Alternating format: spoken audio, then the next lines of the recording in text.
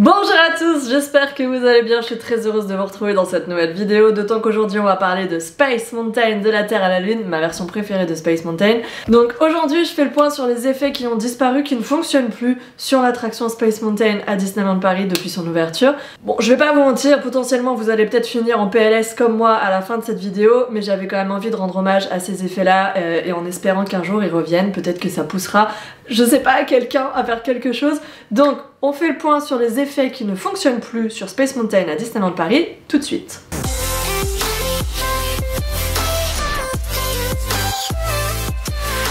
Alors, Space Mountain, je vous en ai parlé dans la vidéo sur les attractions disparues pour sa version Space Mountain de la Terre à la Lune. C'est une version que j'adore la musique, j'adore toute la création de l'attraction, son allure, l'histoire derrière qui est liée donc à Jules Verne, etc. etc. Je vous refais pas le pitch. Je vous ai également parlé de la version qui avait été imaginée à l'origine pour cette attraction, à savoir Discovery Mountain. Voilà, je vous ai raconté l'histoire de la création de ce ride qui aurait dû être tellement plus grand, voilà. Tout ça, ce sont des vidéos que je vous remets en barre d'infos ou là-haut, pour ceux qui ont envie de les voir ou de les revoir si vous les avez déjà vus. Moi ce sont des vidéos, j'avoue que j'ai pris beaucoup de plaisir à faire, donc j'espère qu'elles vous ont plu.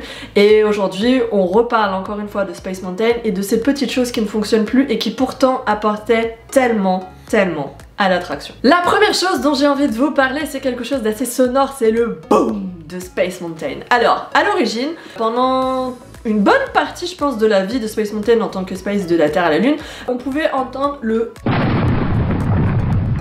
qu'il y avait à chaque lancement de wagon, à chaque fois que le canon retentissait, voilà, c'était accompagné vraiment d'un retentissement très sonore, parce qu'on dit qu'on pouvait l'entendre jusqu'à Adventureland, qui est quand même à l'opposé de Discoveryland, voilà, à Disneyland Paris, et ce boom a complètement disparu. Alors il a été remis à un petit moment dans les années 2000, voilà, c'est un effet qui avait eu lieu pendant toute la version de la Terre à la Lune, il me semble. Il a disparu pour Mission 2, et il l'avait remis à un moment, c'est quelque chose qui avait été restauré, mais qui aujourd'hui ne fonctionne pas, et c'est volontaire. C'est pas une panne, voilà, c'est quelque chose qui est volontaire parce qu'en fait ça a été arrêté par Disneyland Paris à cause des plaintes des visiteurs qui étaient gênés en fait par le bruit et le volume sonore a priori de cette explosion. Je trouve ça super dommage parce que clairement ça participait vraiment à l'effet canon, tu vois, qu'il y a sur Space Mountain avec l'envoi. Il y a un canon énorme sur cette montagne, c'est dommage qu'il n'y ait pas le boom qui va avec, tu vois.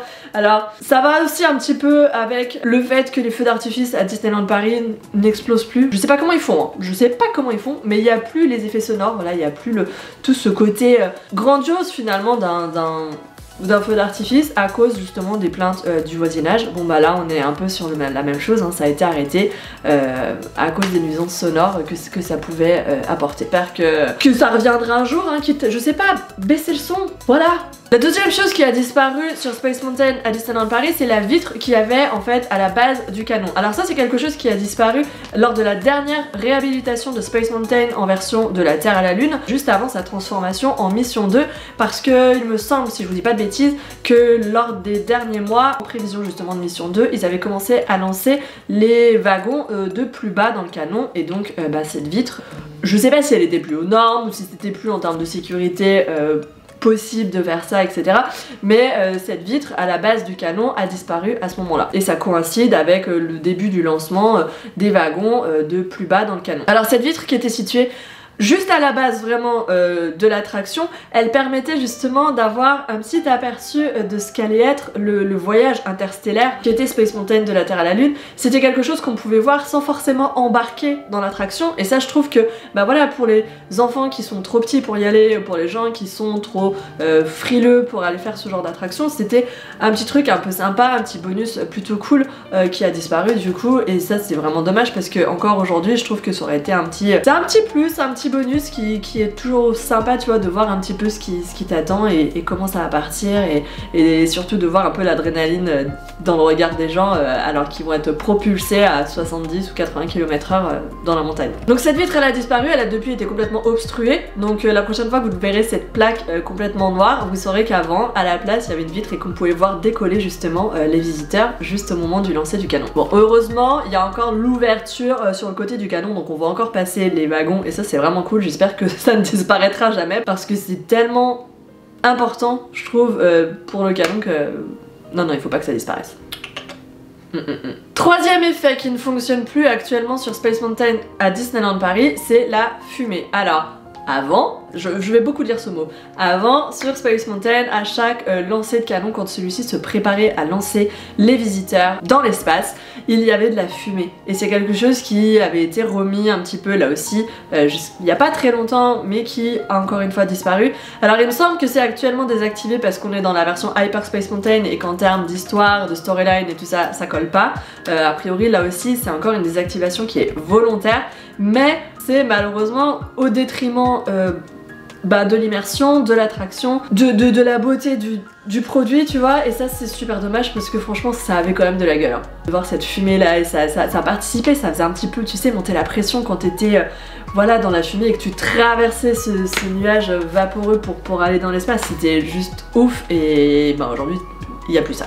Quatrième effet qui n'a plus lieu actuellement, et là pour le coup je crois que c'est vraiment une panne parce qu'ils n'arrivent pas à la réparer ou quoi, c'est le recul du canon. Alors le recul du canon ça a été très problématique pendant des années et aujourd'hui c'est plus problématique, ça n'existe plus. Le truc ça fait tellement longtemps que ça ne fonctionne pas que je pense que tout le monde a oublié. Mais à la base, l'attraction quand elle a été conçue, on voyait vraiment le recul du canon avec les trois parties, vous allez voir sur cette photo, on voyait bien les trois parties qui reculaient et qui propulsaient et il y avait vraiment cet effet de, voilà, cette dynamique, ce mouvement qui était tellement cool et qui participait énormément à la vie de l'attraction et qui lui donnait beaucoup de crédibilité. Là aujourd'hui on est vraiment sur un décor qui est posé, qui bouge plus et c'est tellement dommage parce que c'était beaucoup plus que ça à la base et ça avait tellement de gueule. Donc alors que là c'est limite c'est gratuit. Le canon il est posé là et il est purement esthétique. Alors qu'avant voilà, quand il y avait ce recul du canon, quand il y avait ce petit effet là, c'est pas grand chose. Cinquième chose qui a disparu à Space Mountain à Disneyland Paris, c'est le mouvement du soleil sur le canon. Il y a quand même beaucoup d'effets qui sont liés au canon. Sur le côté en fait du canon, quand vous passez, quand vous allez pour vous engager dans la file d'attente à l'intérieur de la montagne, vous pouvez avoir vu donc sur cette base de la Columbiad et juste à côté, juste en haut pardon, il y a le soleil avec un espèce de crénelage, voilà, cette chose là qui est immobile, mais ça n'a pas toujours été le cas.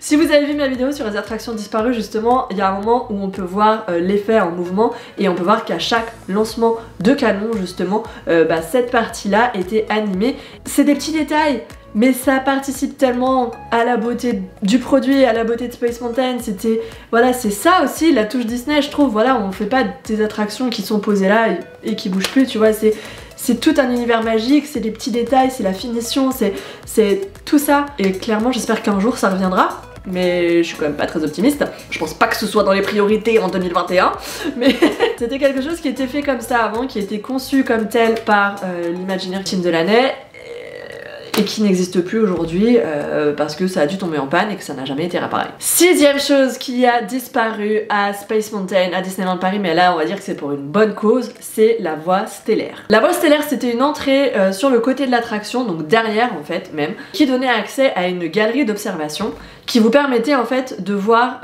et d'assister au ballet aérien, donc des wagons voilà, qui passaient dans les météorites, que dans les météorites d'ailleurs parce que ça a été fermé avant Mission 2, et vous pouviez voir du coup l'attraction sans forcément y assister. Donc c'était génial pour les plus petits qui pouvaient pas accéder à l'attraction parce qu'ils n'avaient pas la taille requise, et c'était aussi génial pour les gens un peu froussards comme moi qui sont très frileux d'aller dans ce genre de choses et qui ont besoin de voir avant ce qui les attend. Bon bah c'est quelque chose qui a disparu parce que ils ont reconverti la galerie en entrée pour les fast-pass à partir des années 2000, donc ça a fermé avant même que ça passe en Mission 2 et ça n'a plus jamais été rouvert, et aujourd'hui c'est quelque chose qui est complètement fermé quand vous allez dans l'attraction. Auparavant il y avait un tunnel où on pouvait voir au-dessus, voilà, les wagons passer dans les rails, etc. Et ça participait, ça faisait un peu monter la pression, tu vois, ça participait vraiment à l'expérience.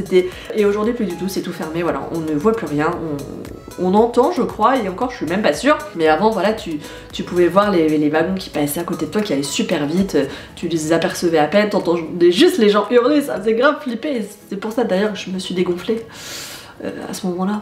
Mais bon bref, c'était quelque chose d'inédit qui avait été imaginé dès le début de l'attraction par Team Delaney et qui a été utilisé pour les Fast-Pass et qui après a disparu. Donc c'est tout pour ce qui a disparu de Space Mountain à Disneyland Paris. Donc dites-moi si ce sont des expériences que vous avez connues, dont vous avez pour certains profité, voilà. Dites-moi aussi si vous, pour le coup, au niveau du boom justement, c'est quelque chose qui vous gênait, si vous trouvez que c'est normal qu'il l'ait arrêté ou si au contraire vous comprenez pas du tout cet arrêt. J'espère que si un jour on passe sur une autre version qu'Hyperspace Mountain de Star Wars, que je déteste cette version là, voilà, je vous le dis à vous, ça reste entre nous, je déteste Star Wars Hyperspace Mountain, je préfère la mission 2, mais j'espère que voilà, quand on regardera une autre version de Space Mountain, certains de ces effets reviendront, croisons les doigts. En attendant, si cette vidéo vous a plu, bien sûr, je vous invite à mettre un petit pouce en l'air, c'est super important et ça me fait toujours très plaisir. Et je vous invite bien sûr aussi à partager vos souvenirs si vous avez connu ces effets-là en commentaire. Ça me fait là aussi toujours plaisir de découvrir un petit peu vos ressentis, vos expériences à vous et votre Space Mountain dans le cas précis de cette vidéo. J'ai hâte de vous lire. En attendant, je vous retrouve très vite dans une prochaine vidéo. D'ici là, prenez soin de vous et à bientôt. Bye bye!